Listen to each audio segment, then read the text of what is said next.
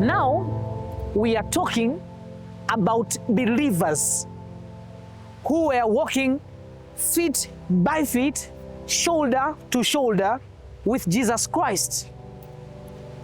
Once upon the time in their lives, they were influenced towards error. They didn't have it, but they were influenced to practice against what they once believed. This is the power of influence. If Barnabas, the brave man of the group, was carried away with hypocrisy, you find some people saying, no, don't confuse me.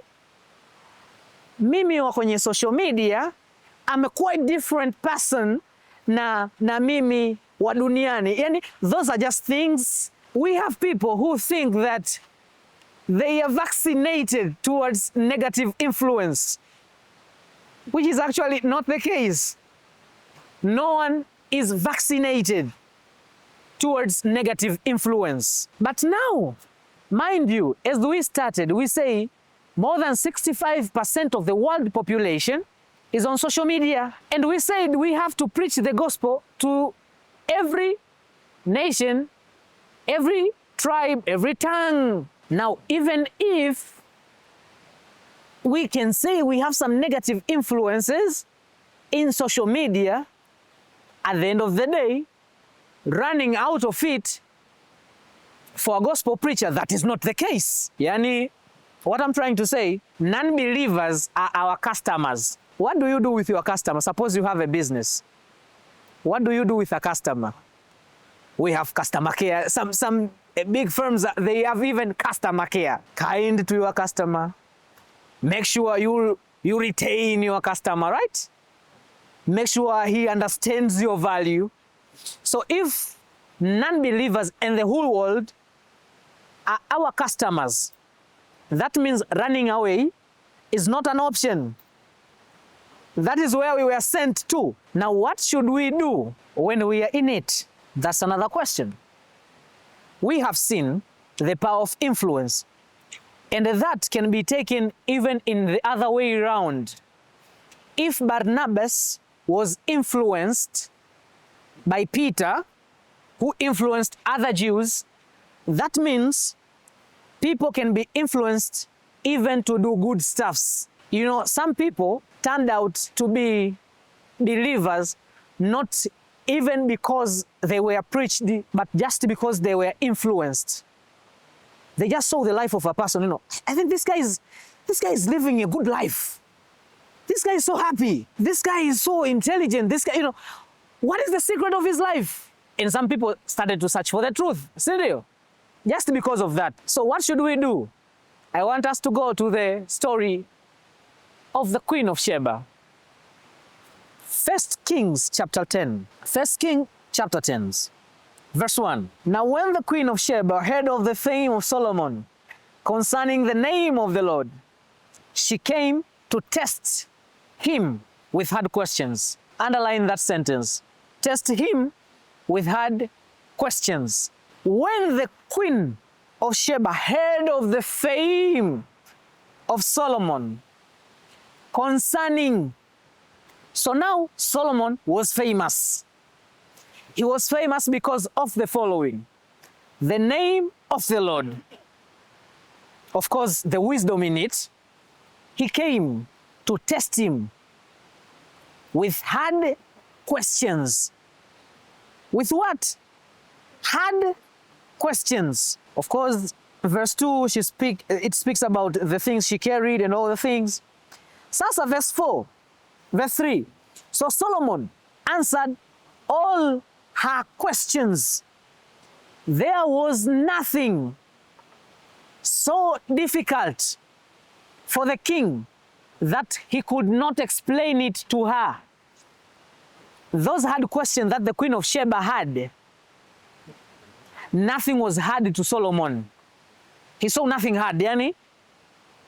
To Solomon, it was a standard 4 examination to a university student.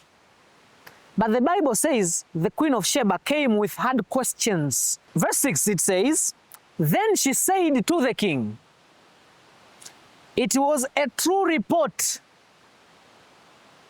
It was a true report which I heard in my own land about your words and your wisdom. It was a true word about you, about the wisdom. And now, verse 7, it says, however, I did not believe the words until I came and saw with my own eyes. And indeed, the half was not told to me. When she came with hard questions, she came to realize half was not told to her. What she found was times 2 what she heard. And what she heard was true. So she had a 50% of truth concerning Solomon and the name of the Lord and wisdom. Your wisdom and prosperity exceed the fame of which I had.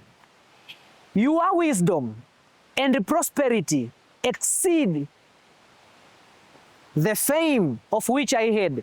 I want us to pause there. Your wisdom and fame exceed, your wisdom and prosperity exceed the fame. Now we have 2 functions. We have wisdom and prosperity, and then we have fame. Now I want us to take these functions to a Seventh-day Adventist church. These 2 parameters. Now we are having a graph, wisdom and prosperity versus fame. I want you guys to confirm it to me, because this is what I think. Does the wisdom and the prosperity of knowledge in Seventh-day Adventism match the fame they have? Do they correlate? The fame Seventh-day Adventists have and what they have in terms of wisdom and knowledge richness. Are we famous consideration with what we have? Are we famous to that extent? No, that's not the truth. That is not the truth. This is the same scenario from the Queen of Sheba, from Solomon. The Queen of Sheba came to this conclusion. Listen to what she said later on. Happy are your men, and happy are these your servants, who stand continually before you and hear your wisdom. Happy are them. Blessed be the Lord your God, who delighted in you, setting you on the throne of Israel. Because the Lord has loved Israel forever, therefore he made you king to do justice and righteousness. I will read this verse in a Seventh-day Adventist missionary context. Blessed be the Lord your God, who delighted in you, setting you as the preacher of the world. Because the Lord has loved the world forever, therefore he made you the messenger to do justice and righteousness. Is that right? If we could be writing this verse in our context, in our version, Solomon was given a throne to rule over with the wisdom that God provided to him.